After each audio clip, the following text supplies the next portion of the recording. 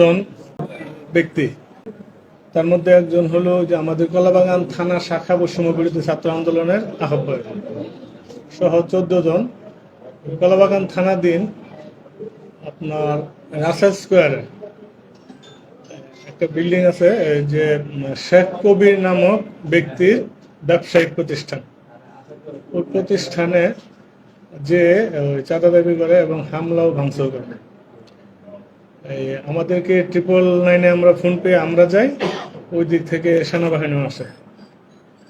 এসে ওই বাদীর অভিযোগ হলো তাদের 4টা ডেস্কটপ, 3 লক্ষ টাকা আর কিছু চেয়ার টেবিল ভাঙচুর করে ওগুলো নিয়ে যায়। তো পুলিশ এবং সেনাবাহিনী এট এ টাইমে উপস্থিত হয়ে ওখান থেকে 14 জনকে আটক করতে সমর্থ হয়। এটাই ছিল আজকের মূল ঘটনা। আচ্ছা, শেখ কবির হলো এটা হলো ওনার কনস্ট্রাকশন ফার্ম। এটার নাম হলো কাবিকো লিমিটেড। ওনার কনস্ট্রাকশন অফিসের নাম কাবিকো কনস্ট্রাকশন লিমিটেড। আটককৃত শিক্ষার্থীদের সমন্বয়কদের কাছ থেকে তাদের তারা সেখানে কেন রয়েছে? আচ্ছা, এখানে একটু বলে রাখি, ওখানে সমন্বয়ক নাই, কেউ সমন্বয়ক নাই। এটা যিনি আছেন উনি হলেন কলাবাগান থানা বৈষম্য বিরোধী ছাত্র আন্দোলনের আহ্বায়ক, সমন্বয়ক না। ওনাদের সাথে কথা হয়েছে, ওনারা ওখানে ওই তাদের বক্তব্য হলো তারা ওখানে আওয়ামী লীগের অফিস চলতেছে এরকম একটা মেসেজ দিয়ে তারা গেছে।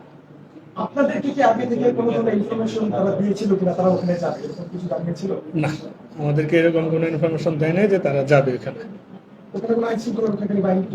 না, খবর পেয়ে পড়ে গেছেন।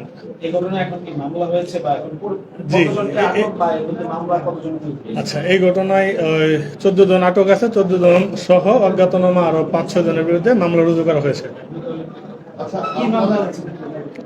এটা হলো আপনার আইন শৃঙ্খলা বিঘ্নকারী অপরাধ, দ্রুত বিচার আইনে এই মামলাটা রেকর্ড করা হয়েছে।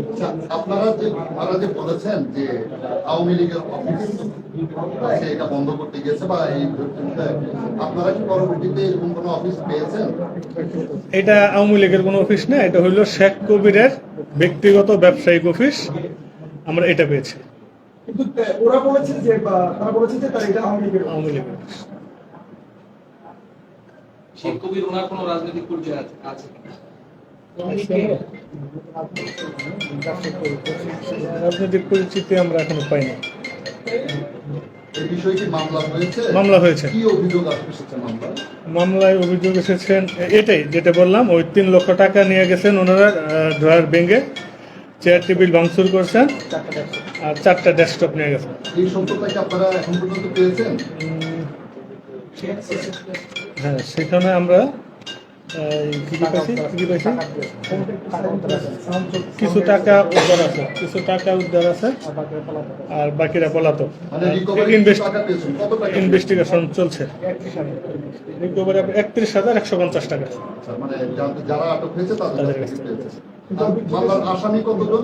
আমরা তো লকারে দেখলাম 10 জন আছে। 14 জন আসামি আর আরো 5-7 জন পলাতক, সবগুলাই লকার আছে।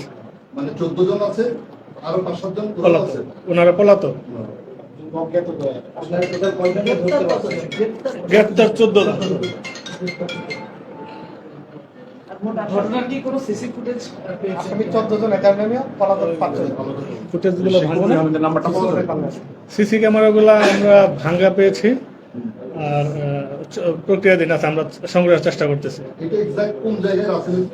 রাসেল স্কোয়ার, এটা হলো আপনার অ্যাড্রেসটা হলো 67 লেক সার্কাস পান্থপথ, 67 লেক সার্কাস পান্থপথ, 3য় তলা।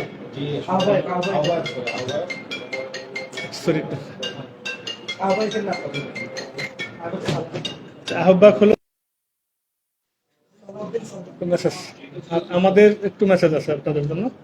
মেসেজ হলো, কেউ আইন নিজের হাতে তুলে নেবে না।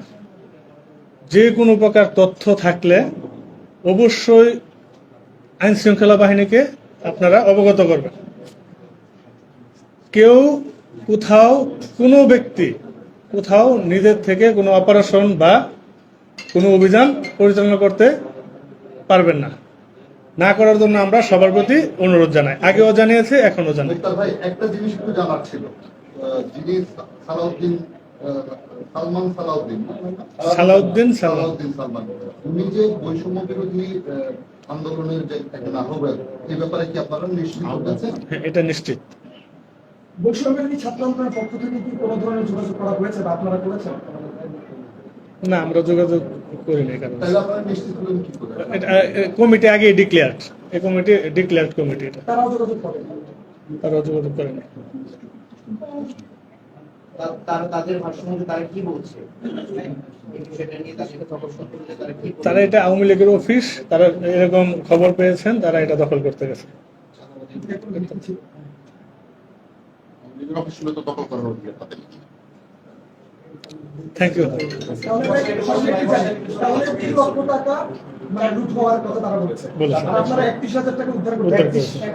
31,000 ভাঙচুরের কোনো ই পাইছে, প্রমাণ পাইছে? আলামত আছে।